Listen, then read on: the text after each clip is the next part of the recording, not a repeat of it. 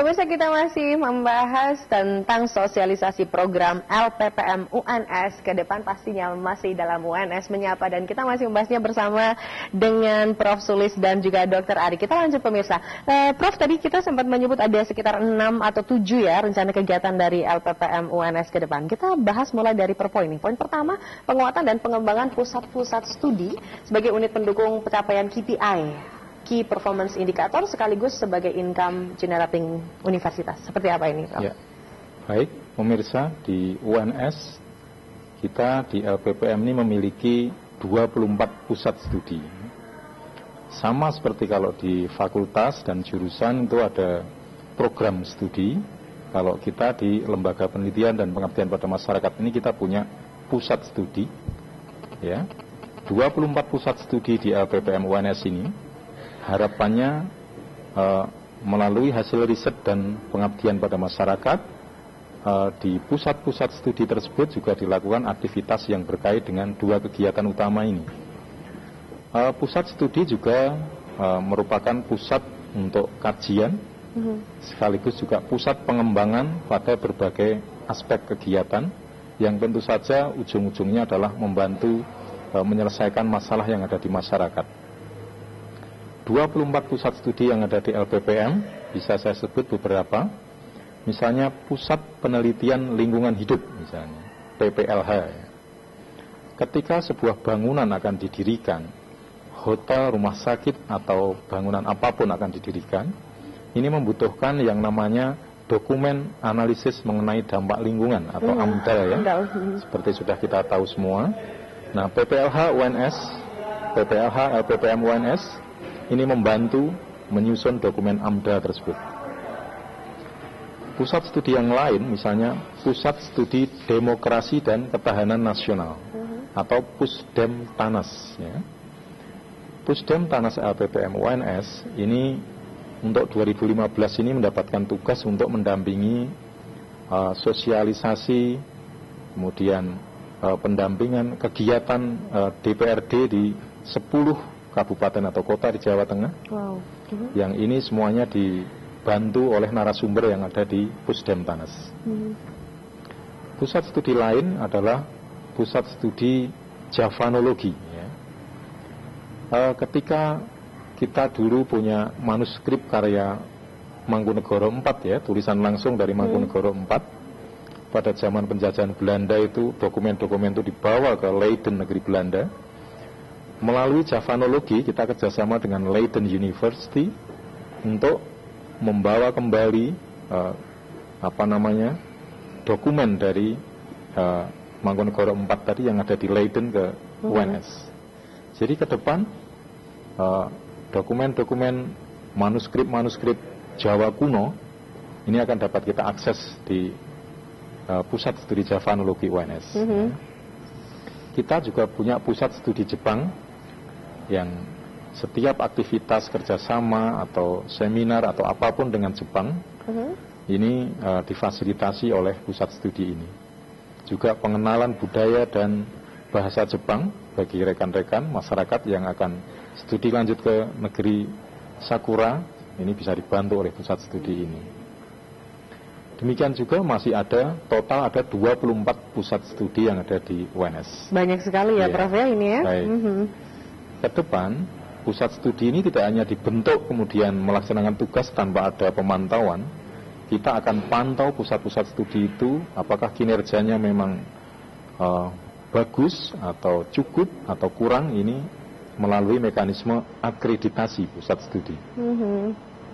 Jadi sama seperti program studi di fakultas-fakultas, kita juga harus jaga itu kualitas pusat studi melalui sekali lagi yang namanya akreditasi. Ya, ke depan peran pusat studi di samping juga sebagai pusat kajian dan pusat pelayanan pada masyarakat, kita juga akan titipkan pesan kepada pusat studi ini bahwa pusat studi harapannya juga akan menjadi income generating unit UNS. Jadi unit yang ikut menghasilkan income bagi pengembangan UNS ke depan. Ya. Saya kira untuk pusat studi itu, dan tentu saja pusat-pusat studi yang ada di LPPM ini siap untuk bersama masyarakat menyelesaikan apapun masalah, apapun kegiatan-kegiatan yang sekiranya membutuhkan pendampingan, membutuhkan narasumber dari UNS. Gitu. Oke, baik, itu untuk poin yang pertama, penguatan dan pengembangan pusat-pusat studi, karena di UNS sendiri ini banyak sekali pusat studi ya, ada 24 pusat studi. Baik, kemudian kalau ke poin 3 ini Dr. Ari, akan ada penguatan dan pengembangan grup riset. Nah, dan juga KPPMF sebagai garda depan dalam kegiatan P2M. Nah, kalau untuk grup riset sendiri seperti apa nih? Iya, baik Mbak. Tadi Prof. Sulis sudah menyampaikan tentang pusat studi, itu sifatnya yang multidisiplin, sehingga pusat studi tadi dibentuk di LPPM. Betul. Ya. Kemudian kami juga ingin mengembangkan yang sifatnya agak monodisiplin, berbasis fakultas dan juga program studi. Itu kita bentuk yang kita sebut sebagai research group. Belum lama Mbak, baru tahun 2014 kemarin kita bentuk research group. Mengapa kita bentuk research group, dan Prof. Sulis katakan bahwa ini mungkin baru satu-satunya yang ada di universitas di Indonesia untuk berbasis pionir ya, lagi-lagi UNS ya. Baik, mudah-mudahan demikian. Mengingat selama kurun waktu UNS ini berdiri, itu belum tentu semua dosen itu bisa melakukan tridharmanya dengan sempurna. Ya, artinya di bidang pendidikan, penelitian, dan pengabdian. Kalau pendidikan, mungkin karena itu core bisnisnya universitas adalah proses pembelajaran, tentunya semua dosen pasti mengajar. Tapi belum tentu semua dosen punya kegiatan penelitian dan pengabdian. Padahal ini adalah dua dharma penting yang lain. Sehingga waktu itu saya sebagai tim penjaminan mutu bersama-sama dengan unit penjaminan mutu mencoba untuk meng-create, tentunya kami juga mengadaptasi dari universitas-universitas terkenal di luar negeri, bahwa kita harus membentuk research group atau grup riset, di mana dalam satu grup riset itu akan berkumpul sekelompok dosen yang punya minat yang sama terhadap satu cabang ilmu pengetahuan. Ya, sehingga kami harapkan misalnya dalam satu grup tadi ada seorang guru besar, kemudian ada dosen muda, itu akan saling membantu untuk bersama-sama mencapai atau mendukung kinerja dari UNS. Ya, antara lain tentunya selaku dosen kita dituntut untuk menulis jurnal, untuk melakukan penelitian, untuk mempresentasikan hasil-hasil penelitiannya baik di forum-forum nasional ataupun internasional. Sehingga dengan adanya research group kita harapkan semua dosen akan bersama-sama tanpa kecuali bisa melakukan tridharmanya dengan baik. Ya. Dan keanggotaan research group sebenarnya tidak terlalu kami batasi. Ini juga dari jurusan sendiri, bisa antar fakultas, bisa juga antar universitas. Bahkan kita membuka anggota research group dari negara lain. Ya, sehingga sifatnya terbuka. Yang penting adalah untuk pengembangan, terutama adalah internal dosen-dosen UNS itu sendiri.